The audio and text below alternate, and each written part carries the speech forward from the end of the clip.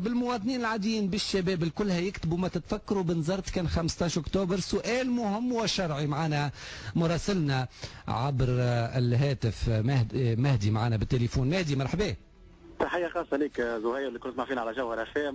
لخصت كل شيء انت زهير. خلينا نحكيو شنو اللي صار اليوم ونرجعوا شنو البنزرتية يحبوا وشنو دوسي بنزرت اللي نجم نقولوا تعرف عملناه كان يوم الغضب اسمه يوم 15 اكتوبر 2014. 15 اكتوبر 2015 هو حل الدوسي على بنزرت هذا اللي حبوا يوصلوه للبنزرتية. رؤساء ثلاثة على كل حال 10 تصليح. رؤساء ثلاثة كان كل السيد بيجي قايد السبتي رئيس الدولة وحبيب السيد رئيس الحكومة ورئيس مجلس الشعب وصلوا لمقبرة الشهداء وين تلاو الفاتحة والموكب دام 10 دقائق زهير. حطوا بكوا نوار سلموا على الوزراء اللي حاضرين على اعضاء الحكومه اللي كانوا حاضرين بعض الوجوه السياسيه بعض الوجوه نتاع المنظمات بعض رجال الاعمال بعض مكونات المجتمع المدني بعض الصحفيين بعض المناضلين. هذا حكينا على الامور الرسميه تو زهير. نحكيو على الهوامش فبعض المناظمين قبل ما نحكيو على الهوامش الحقيقه معناتها قلت لي المراسم دامت 10 دقائق. 10 دقائق الموكب دام 10 دقائق. علاش؟ على خاطر فما برشا سحاب وامطار غزيره متوقعه في بنزرت مثلا؟ لا ما عادي يعني ديما هو الموكب يدوم ما بين 10 15 دقيقه وين رئيس الدوله يحط باقي من الورد يقرا الفاتحه وبعد يسلم على العباد الموجودين. لكن اليوم نجم نقول علاش قلنا اكثر شويه من 10 دقائق زهير. خاطر كان فما استقبال شعبي للرؤساء الحكومه. استقبال شعبي ايش معناها؟ شعبي يعني فما 100 انسان موجود برا يعني رحبوا بالرئيس الدوله وكانوا جاوا يعني في كيران ريناهم الصباح زهير. شكون جابهم يعني في الكيران؟ ما نعرفش شكون جابهم في الكيران. هذا هو سؤال زهير يطرح نفسه. عباد جات يعني باش تحيي رئيس الدولة. التاريخ يعيد نفسه ولا شنو يا مهدي؟ التاريخ يعيد نفسه بالفعل زهير. لحظة هكا تهزني الاثنية مهمة جدا بربي على خاطر بالحق شفت السياق كبير من البنزرتية البارح وما نحبش نرجع الموضوع جهوي ولكن بنزرت هي اللي تعيش الاحتفالات على جمهورية كاملة بما انه اخر جندي خرج من مدينة بنزرت نهار 15 اكتوبر. معناتها شفت استاتيوهات من موقع انه ما تتفكروا بنزرت كان 15 اكتوبر. نسألك سؤال الحقيقة. دهنت الكياسات تنظفت الدنيا منين باش يتعداو الرؤساء والوزراء بيان سور زهير. خلينا نكونوا واضحين من يوم 12 اكتوبر ولا حتى قبل اسبوع الحركه غير عاديه. استنفار بلدي وامني كذلك زهير. نحكيو على الامور الامنيه. نعرف الامور الامنيه في بنزرت يعني ممتازه لازم نقولوا نوعا ما. لكن الامور البلديه نعرف هو مشكل كبير ما بين سكان مدينه بنزرت وبلديه بنزرت زهير. برشا فضلات برشا وسخ. فما دوسي اخر باش يتحل في مدينه بنزرت يعني هو برشا عباد قاعدين يمرضوا بمرض عافاكم الله السرطان. علاش؟ فما زون اندستريال كبيره في بنزرت بحذا يعني الزون اندستريال قريبه برشا من حي سكاني كبير في مدينه بنزرت. هذا دوسي اخر نحكيو عليه ان شاء الله في ميزور يا زهير. بنزرت يعني بصراحه بلديه بنزرت في الاسبوع هذايا عملت ريكورد في ظرف نهارين. نخله تطلع في ظرف نهارين. الورد يطلع في ظرف نهارين. يطلع على كل شيء في بنزرت. دهنت كل شيء. الطريق الكل دهن من التراجي نجم نقولوا زهير. التراجي اللي باش يقوم به رئيس الحكومه ورئيس الدوله ورئيس مجلس الشعب باش يدخل من القنطره. تعرف من الاوتوروت بالقنطره حتى يوصل لمقبره الشهداء. كلها تنظفت وكلها تزينت وكلها دهنت وكانت فيها بعض يعني الورد وبعض الازهار وكانت الامور 5 على 5 وهذا عكس اللي موجود في بنزرت. كنت حكيت اليوم يعني باش نكون واضح معك زهير. كنت حكيت اليوم مع بعض يعني اعضاء في مجلس البلدي يعني كانت يختبر. قالوا لي احنا نسمى الحمد لله عنا نهار في العام نجموا نعملوا هذا الكل خاطر الاعتمادات والفلوس ما همش موجودين. قلت لهم هاي طلعت الاعتمادات والفلوس منين جات؟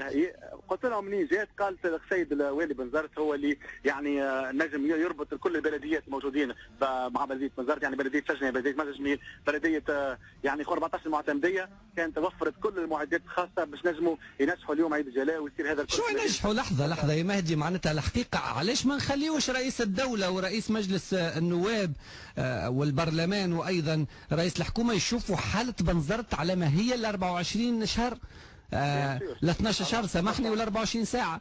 علاش نزينوا لهم في الدنيا ونوريهم في واقع آخر يشوفوه جوست جميع البنزرتية ومن بعد تمسح كل شيء. نخلة تطلع في نهارين وورد صناعي معناتها يزرعوه في لحظتها.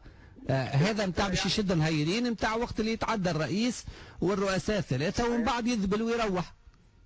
صحيح زهير، وهذا هو اللي احنا كنا يعني استنكرناه وقلنا حتى الوالي بنزرت ياكد اليوم. والي بنزرت قال راهو اللي ريتوه اليوم باش تراوه كل يوم. قلنا له هذا كلام تحسب ليك ورانا باش نقعدوا احنا وراك ونشوفوا الكلام هذا صحيح ولا لا. خاطر بصراحه باش نكون واضح معك زهير، خلينا نفكروا الناس الكل يسمعوا فينا.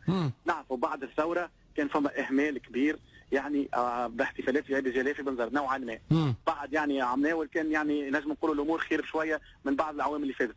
لكن السنه اللي ريناها يعني زهير باش تكون واضحه معك ونحط الامور الكل في اطارها. ذكرونا قبل الثوره، يعني الشيء هذا اللي صار اليوم في بنزرت، حتى فما اطلقه وانهجه سكرت اليوم في بنزرت في وقت معين ما كانتش تصير بعد الثوره. علاش تسكرت؟ تسكرت باش لازم الموكب يتعدى، يعني الموكب الرئيسي يتعدى بسرعه. زهير يعني باش تكون واضح، نعطيو فكره للناس الكل. اللي صار اليوم في بنزرت عنده 5 سنين ما صارش، واللي صار في الاسبوع هذا في بنزرت عنده مده ما صارش في بنزرت. نحكي او نيفو نظافه ونحكي او نيفو تنظيم وتسيير اليوم في عيد الجلاء. لكن المشكله البنزرتيه مش هذا برك زهير. مشكله البنزرتيه مش وسخ ونظافه برك، مشكله البنزرتيه اللي اولادهم يعني نسبه البطاله كبيره. مشكله البنزرتيه يعني مشكل القنطره مشكل كبير، مشكل الامبوتياج. اي والناس اللي جاوا في استقبال شعبي كبير، قلت لي تقريبا 100 نفر جاوا في الكيران، جاوا باش يعبروا عن غضبهم، جاوا باش يعبروا عن مشاكلهم، ولا جاوا باش يقولوا يحيى جاوا قالوا كان يحيى فقط زهير اليوم. مالوغوزمون هذا هو اللي صار. حتى عملناه نذكروا الكيران تابعين المعتمديات، تابعين الولايه، تابعين شكون؟ الكيران تابعين الشركه الجهويه، تابعين الشركه الجهويه، تابعين الدوله، تابعين الدوله. اي تابعين الدوله. كان اليوم بعض الحفلات اللي راهم موجودين اليوم، وخلينا نكون يعني متاكد يعني نعطيك حتى فما يعني اليوم بعض الناس عندهم لفتات. جبت تعرف فما مسيره خرجت من العاصمه اليوم، قافله كامله جت لمدينه بنزرت، يعني هذيك مسيره ضد الارهاب. فما كذلك عباد جات تشجع وجات باش تحيي رئيس الدوله، وهذا ريناه بالكاشف. لكن ديما نقول لك علاش حاب نرجع لك بعمناول زهير، لان عمناول في نفس الوقت هذايا كنت دخلت انا وقلت راهو يوم غضب وفما احتجاجات كبيره. ما صار شيء زهير، ما صار شيء ما بين عام عمناول وعام 2. الاوضاع دهورت اكثر في بنزرت، ومشكل البنزرتيه هي حل دوسي بنزرت. هذا هو مشكل البنزرتيه. تعرف اللي فما على الاقل اكثر من 3 يعني زون اندستريه في بنزرت، مواطن الشغل ما فماش برشا. تعرف اللي مدينه بنزرت فيها يعني بورت كبير، فيها دي تكنوبول كبار نتاع فلاحه، ما فما حد شيء قاعد ماشي فيها. دونك الامانه يعني زهير، انا قبل ما ندخل اليوم كنت يعني تحدثت مع برشا مكونين من المجتمع المدني. الناس في بنزرت مستاءه، وكما نقولوا قالوا لي بنزرت جريحه، بنزرت جريحه، بنزرت جريحه زهير.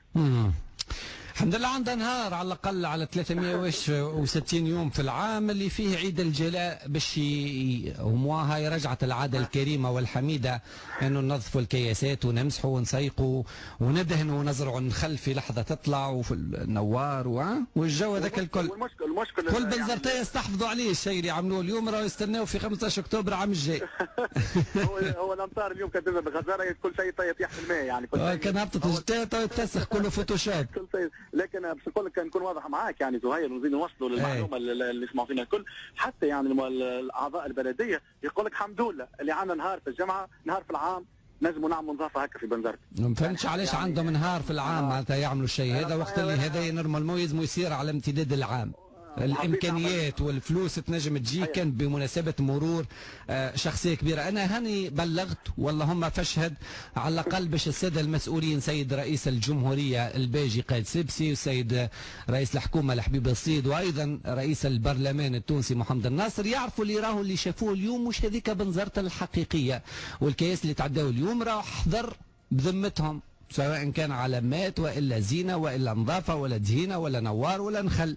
ونتمنى منهم انهم يعملوا زياره فجئيه هكاك، يفوتوا جميع 10 ايام ويعملوا زياره فجئيه من نفس الكياس، يعاودوا يتعداوا ويشوفوا الواقع الحقيقي اللي يعيشه المواطن البسيط البنزرتي. شكرا لك يا مهدي. شكرا لك زهير، بارك الله فيك، وتحيه خاصه لك وكل اسمع في العجبه. بارك الله فيك يا سيدي، وان شاء الله كالعاده الحاضر يبلغ الساده المسؤولين ماذا جرى اليوم وماذا جرى منذ 12 اكتوبر من بلديه بنزرت اللي نظمت وسيقت وحضرت باش السيد الرئيس والمسؤولين يتفرجوا على واقع هو ماهوش واقع، ولكن واقع افتراضي يعيشوه البنزرتيه 24 ساعه بمناسبه عيد الجلاء. بعد الفاصل تقرير خاص من اشرف عبد السلام حول عيد الجلاء.